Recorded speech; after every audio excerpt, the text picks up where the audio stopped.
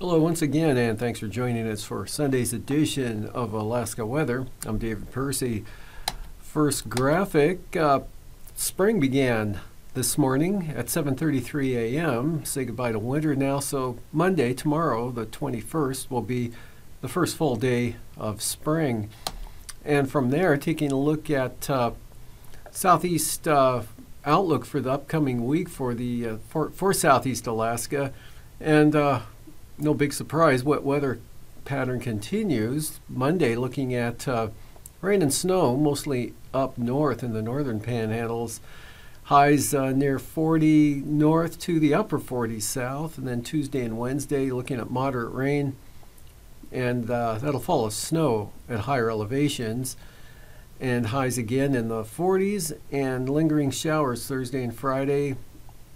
And highest chance along the coast, highs in the 40s, and actually this would be a pretty good hit of a forecast if it was out for the next 2 months there, except probably raise those temperatures into the 50s by late April.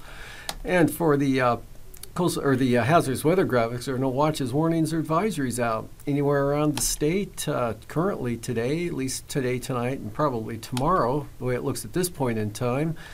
And looking at today, you can see low pressure rolling into the southern panhandle. Brought some rain and gusty winds to that area today. Not too heavy on the rainfall amounts, anywhere from 1/10 to maybe 1/3 of an inch of precipitation down that way in the southern areas. Lighter amounts up to the north. Kodiak picked up about 1/3 of an inch in the last 12 hours. Still some showers rotating in there as that weakening low pressure area now drifting westward. It kept it unsettled there for Kodiak today.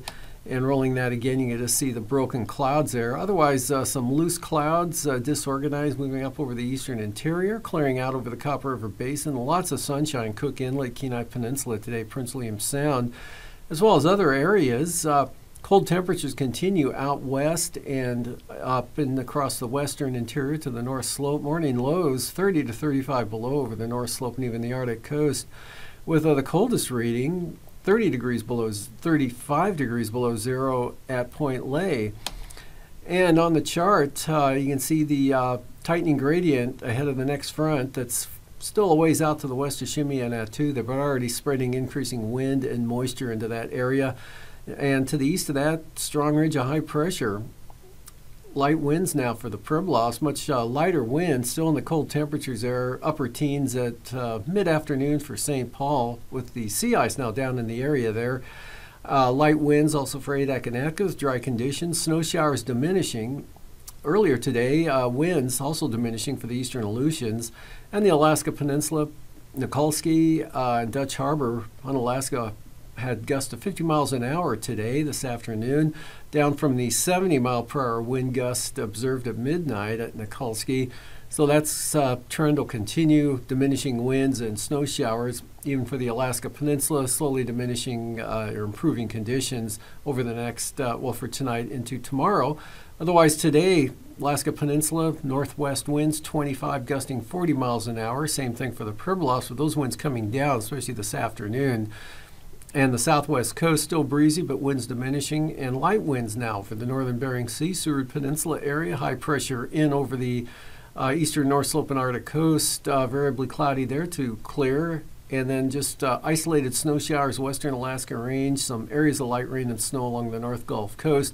Heavier wind and rain pushing into the southern panhandle, and leftover scattered snow showers up over the eastern interior areas.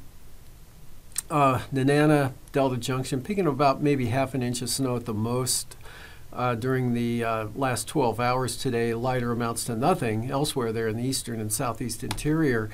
For tonight, those that area of snow showers will continue to shrink and become more isolated and widely scattered, especially mostly over toward the eastern border from Eagle down toward Northway and Tok to the eastern Alaska Range. Otherwise, pretty fair night. Lots of clearing over the interior with light winds, a little breezy through the Alaska Range passes, especially the central and eastern areas. North wave, northwest winds maybe 20, 25 miles an hour. And that front brings periods of rain with snow at high elevations into the southeast coast. Working northward, the heavier rainfall amounts will push northward with that front. The low pressure area remaining off the coast south of Yakutat, and wind and snow showers continue for the Alaska Peninsula, slowly improving though. That ridge narrowing, almost getting pinched off there, that front trying to push in from the west, having trouble doing so. But tomorrow, make a jog to the east, bringing some wind and rain and snow into the central Aleutian areas, reaching Atka late in the afternoon. Otherwise, variably cloudy to clear skies, light winds for the Pribilofs, northern Bering Sea, St. Lawrence Island. Interior looking mostly clear, still a little chilly on the temperatures, especially out west and over the North Slope areas. Rain and snow, North Gulf Coast, periods of for the Panhandle, kind of improving a little bit there with that system weakening and pushing into Canada. And then starting to come down again late tomorrow with the approach of that system farther to the southwest, mostly affecting the south coast early on. And then for Tuesday, that low pulls up to the southern Gulf of Alaska, east of Kodiak there, and the front washes out, moves in as a trough with the low center holding back to the west, that front pushing out away from the center will weaken considerably as it moves through. But some good solid rain will move in Monday night and early Tuesday into the Panhandle, lingering into the afternoon, becoming a little more intermittent late in the day, but that south to southeast or south to southwest flow, again, keeps a wet weather pattern there for the next several days. Dry weather pattern continues to the eastern Bering Sea, and now lose the snow showers and just a breeze blowing now for the Alaska Peninsula tomorrow. Still small craft advisories in the forecast though, and some rain and snow showers back into Kodiak Island, and increasing moisture once again with that tightening gradient easterly flow pulling moisture westward from Canada and circulating up from that low center in the Gulf, so kind of increasing snow shower activity, pushing possibly as far west as Nenana and Fairbanks, more likely Delta Junction up toward Eagle, and into the Copper River Basin, also increasing clouds, and some moisture trying to push into Turnagain, maybe the Manuska Valley, Chugach Mountains, central and eastern Kenai Peninsula areas. Otherwise out west, next system kind of pushing northward there with the warm front north of the Aleutians, but close enough to bring some scattered shower activity to the central Aleutian areas, Adak and Atka, and the rain with the front, rain and snow back toward Chimney on that too. Looking at low temperatures for tomorrow morning, anywhere from 20 to 30 below zero, again, north slope into the northeast interior around the Yukon Flats, 10 to 20 below for the central interior, Fairbanks area, into Tanana, and a little below zero, maybe 8 below for McGrath and Nikolai, otherwise single numbers for the southern Kuskokwim Valley, lower Yukon River Valley, and near zero over the Yukon Delta, 0 to 5 above for the lows for the Kuskokwim Delta, St. Lawrence Island, mid-teens for the Pribilofs, in the 30s, lower to mid, central and western Aleutians, eastern Aleutians mid-20s, upper teens to mid-20s for the Alaska Peninsula, and 30 to 40 for the Panhandle. Highs in the 40s for the southeast coast, trying to push 50 down toward Kolwak and Heidelberg. Mid-teens, mid-upper teens, central interior in the 30s, south central Alaska to near 40 Kodiak Island, and staying below zero for the Arctic coast and most of the North Slope at the Brooks Range, rising above zero, followed by lows 15 to 25 below North Slope and eastern Arctic coast into about Arctic Village, 10 to 15 below in the central interior. 30s for the Panhandle, followed by highs 40s for the southeast coast. And now, aviation weather around Alaska. Flying weather, first graphic showing pretty good conditions to start the day over interior Alaska as well as the eastern Bering Sea, VFR out that way.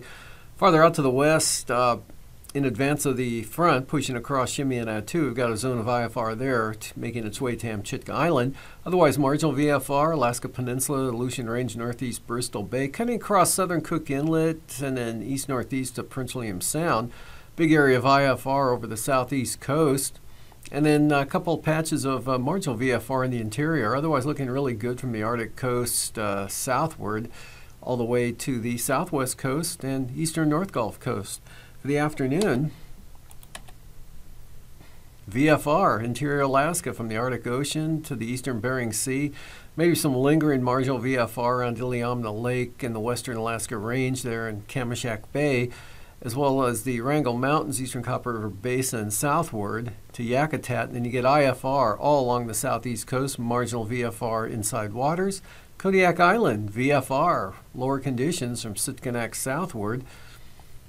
And lingering marginal VFR, Alaska Peninsula on the Bering Sea side. And then that area of IFR pushing to Adak in the afternoon with marginal VFR eastward to Atka Island. And then IFR kind of overruns, catches up to the marginal VFR zone for Tuesday morning there.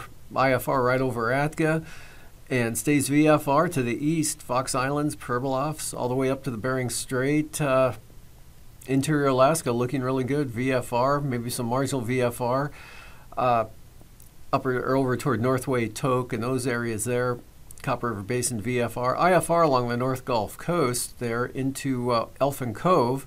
Otherwise, the Panhandle, mostly marginal. Some IFR over toward Misty Fjords. IFR east of Kodiak Island for the afternoon. Some of that IFR slips westward into eastern Kodiak Island. Looks like Pasagchak, Chinyak area in the Kodiak State Airport. Fognak Island as well. Right up into southern or southwest Prince William Sound. Not quite making it there, staying south of Resurrection Bay. And then IFR to the eastern North Gulf Coast. Marginal for the Panhandle, IFR there, Hyder and Stewart, Misty Fjords area. And also some IFR showing up in the afternoon now for the Upper Tanana Valley 40 Mile Country area with some marginal VFR maybe to Fairbanks, Nenana, and then a zone narrow band there into the Kuskokwim Valley and the Kuskokwim Mountains southward to Dillingham into the Alaska Peninsula. And for passes, Anatuvik, good VFR tomorrow. Same forecast for Adigan. VFR, Lake Clark and Merrill. Sealing's visibility is unlimited for rainy and windy. Isabel, VFR. Mintasta, good VFR flying through that pass as well. Tanita, VFR. Even Portage, VFR for the day on Monday. And Chilkoot and White, though, marginal VFR.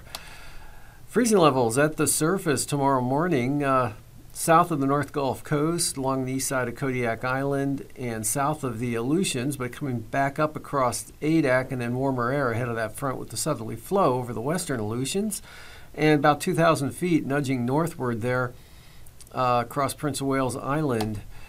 And icing, look for mixed icing of the isolated moderate variety, 4 to 10,000 feet there from the Yukon and the eastern North Gulf Coast, covering just about all of the Panhandle, possibility of that.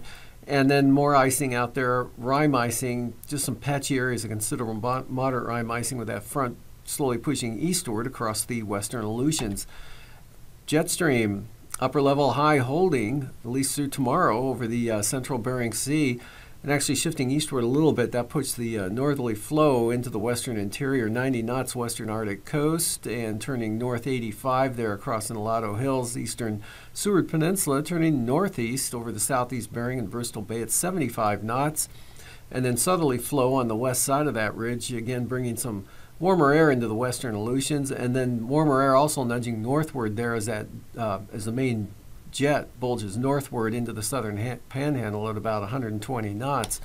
9,000 feet, southwest 45 knots across the northern Panhandle. Otherwise pretty light over the interior, stronger winds out to the west.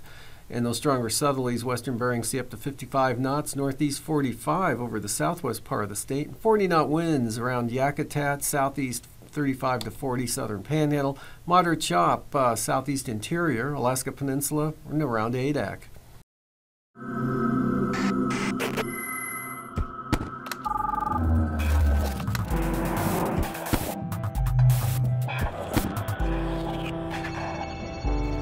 Technology.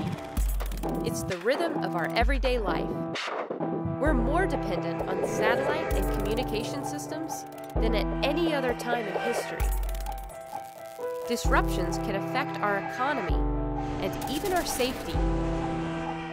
To prepare for the effects of such events and minimize impacts, we need to look outside our atmosphere, some 93 million miles away, at a star we call the Sun.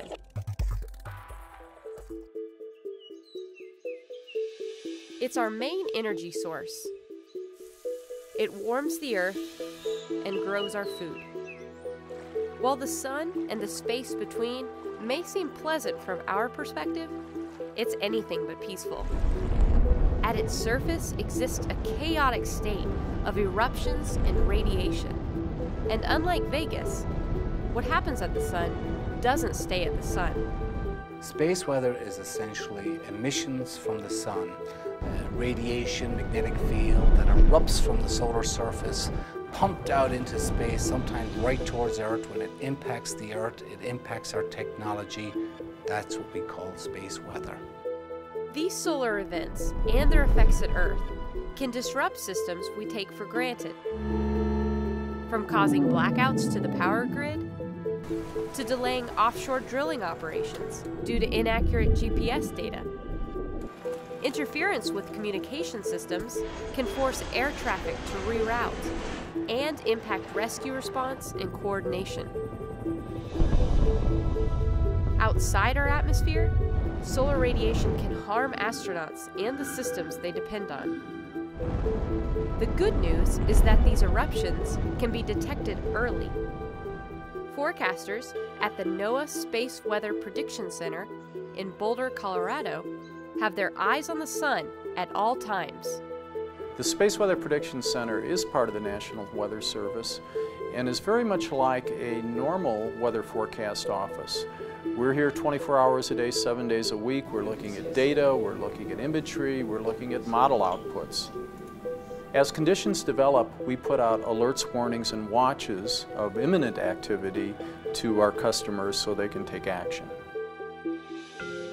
In many ways, forecasting space weather is a lot like forecasting hurricanes. Those who rely on space weather forecasts, like electric power grid managers, are informed early on and can begin taking protective action. When we see an eruption on the sun, space weather forecasters will issue a watch. This is much like a hurricane watch. When a hurricane sits offshore of Miami, for example, perhaps 48 hours out, we too can see way in advance that something may be coming towards the Earth. As the storm moves toward us, it hits a monitoring spacecraft orbiting 1 million miles away from Earth.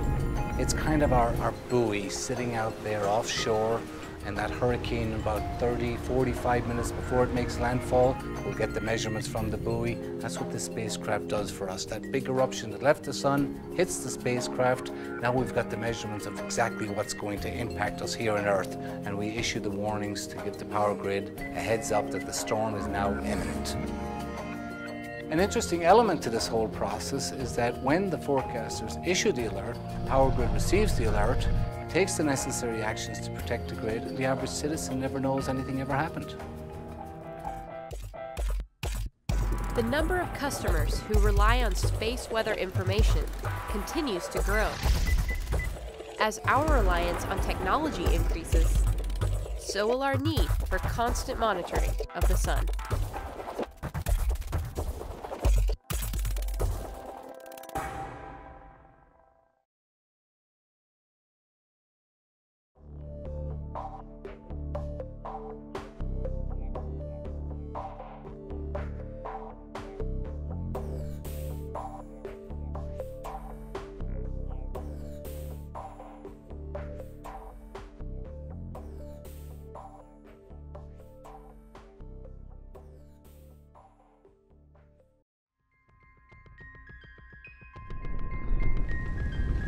Space weather affects technologies.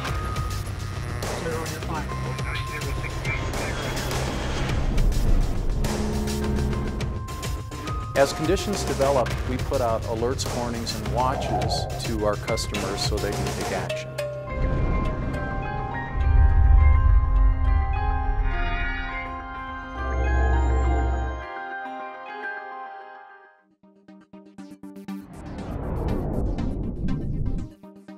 GPS has changed society. Most people don't realize how remarkable and how many different applications there are. The GPS has become an integral part, not just of our daily lives as far as cell phones and guidance for our cars and mapping, but the whole system in agriculture is really relying heavily on high accuracy GPS. So they're using GPS to plant those seeds with centimeter accuracy.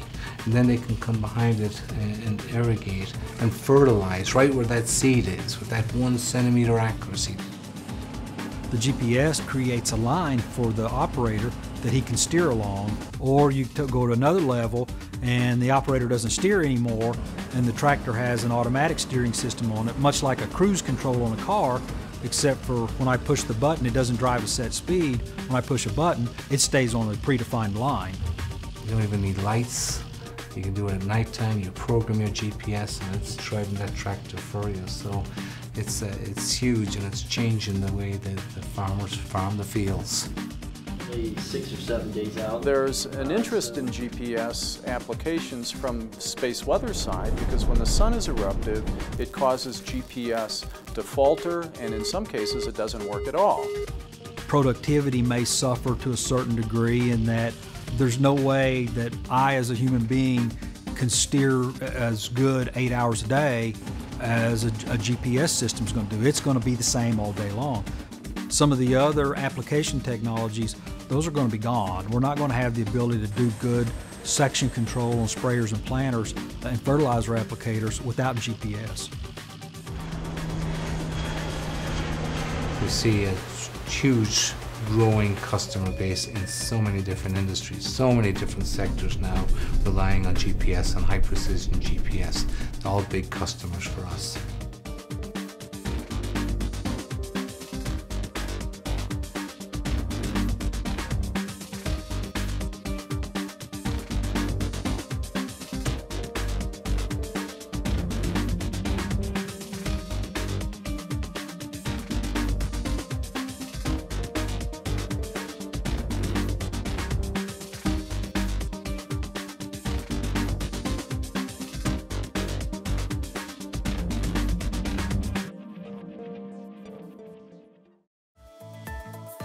And now, marine weather around Alaska. Welcome back. Looking at yesterday's sea ice analysis, had some of the thinner ice reaching St. Paul Island, the heavier ice back to the north and northeast there. And you'll see today it made a pretty good jog in the last 24 hours southward. And you can see the heavier ice now on the northeast part of the island there, and St. George almost into the thinner ice now almost into the St. George Island area. And it looks like it'll probably hang around those areas for the next several days. And for coastal water forecasts, south to southeast winds 15 to 20 knots on the south coast. The Panhandle, small craft advisories on the north coast, southeast 25 for the day Monday. Lynn Canal, Glacier Bay, northern inside waters, also small craft advisories, southeast winds 25 knots. Stevens Passage, southeast winds 20, gust 40 knots. And for Clarence Strait, southeast winds 20, gust 35 knots. Seas in those areas around 4 feet. And for the day Tuesday, small craft advisories along the central and south coast for southerly winds 25 to 30 knots, seas just under 20 feet. North coast, east-southeast winds, 30 knots. And for the northern inside waters, southeast winds, 20 knots, 4-foot seas. Stevens Passage, southeast at 20. And small craft advisories for Clarence Strait, southeast winds, 25 knots with 5-foot seas. Prince William Sound, north winds, 20 knots with 3-foot seas. And for the North Gulf Coast, winds are northeast at 20 knots with gale force gusts to 35 knots around Middleton Island. Otherwise, small craft advisories for the Barren Islands, north winds 25 knots, northwest 25 for Kamishak Bay. Cook Inlet, north to northeast winds 15 to 20 knots with 4 to 7-foot seas. Prince William Sound on Tuesday, northeast winds 20 knots, seas 4 feet. Gale warnings for the North Gulf Coast, east and northeast winds at 35 to 40 knots. For the Barren Islands and Kamishak Bay, north winds 35 knots, and southern Cook Inlet, small craft advisories for north winds at 30 knots, north of the Foreland Zone, north at 25. Kodiak Island, north winds 25 knots. And for the Alaska Peninsula, north winds 25 to 30 knots, seas 7 to 9 feet. In Bristol Bay, north winds at about 20 knots, seas down to 3 feet. Small craft advisories for Bristol Bay on Tuesday. North winds 25 knots. Alaska Peninsula north to northwest 20 to 25 knots. Kodiak Island north to northwest 30 to 35 knots with seas 8 to 14 feet. For For the Fox Islands tomorrow, north winds 20 to 30 knots, seas 7 to 8 feet. AKwx, south to southeast winds picking up to 25 knots with 6-foot seas. Gale warnings for Amchitka Island, southeast 35 knots. Kiska to Shimia, gale warnings for southwest winds at 35. Those will fall back to 25 knots from Shimia to Kiska on Tuesday. Amchitka Island, west winds 30 knots. AKwx, as well as Unmak Island, looking at west winds 25 to 30 knots. On Alaska Island, north to northwest 20 to 30 knots with 7 to 9-foot seas. Southwest coast, north winds 15 to 25 knots. Northeast 15 for the Pribilofs. Variable winds at 10 knots for the northern Bering Sea and St. Lawrence Island. And for Tuesday, northeast winds 15 knots, St. Lawrence Island. North 20 to 25 knots along the southwest coast. Pribilofs, northeast winds on Tuesday down to 15 knots with 6-foot seas. Eastern Beaufort Sea coast, mostly south winds, give or take there at about 10 knots, and the central coast winds will be southeast at 10. Light winds for the western Arctic coast, west winds 10 knots, and 5-knot winds from the southeast from Wales to Cape Thompson. Looking at east winds, 10 to 15 knots for the entire stretch of the Arctic coast, as well as areas from Cape Thompson to Wales. And for tonight, high pressure dominating the northern 2/3 of the state, and actually pretty dry even down to the south and North Gulf Coast, mostly clear of the Kenai Peninsula. Lingering light snow showers, eastern Alaska range up possibly to Eagle, but no farther west than Delta Junction. Otherwise mostly clear and cold. And diminishing winds and snow showers for the Alaska Peninsula, especially the eastern Aleutians. Rain periods of for the Panhandle, gusty winds, and also a front with wind and rain pushing into the western Aleutians. Pushes to AKwx tomorrow. Sunshine over much of interior Alaska and the eastern Bering Sea, Alaska Peninsula. Rain or snow showers Kodiak, and some rain or snow for the North Gulf Coast. And occasional light rain for the Panhandle. Then more moisture increases over the southeast interior on Tuesday, with areas of snow working westward slowly, light snow. Otherwise stays sunny, a little breezier. These forecasts are for planning purposes only. Call 1-800-WX-BRIEF for a formal pre-flight briefing. Always file a flight plan before you go flying. The U.S. Coast Guard Auxiliary urges you to leave a float plan with a friend or the harbor master before you go boating.